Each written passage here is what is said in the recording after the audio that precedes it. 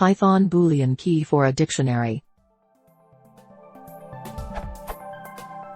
I want to use a group of booleans as a key for a dictionary, so weather equals sunny and temp equals warm would be 11 or true, while weather equals sunny and weather equals cold would be 10, and weather equals cloudy and weather equals cold, true, false would be 00, where clothing equals 11, shorts, 10, jeans, 00, jacket. Is there a way to do this?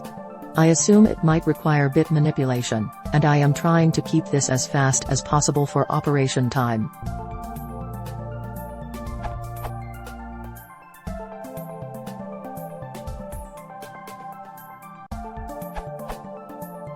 If you don't actually need to do bitwise operations on the individual conditions, i.e., you don't need to enter two conditions together, it may be simpler to just use a tuple of booleans as the key.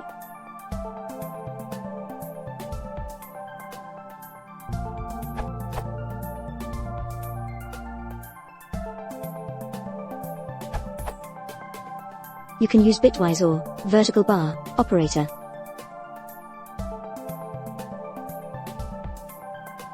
But the tuple version suggested by @Brenban is better.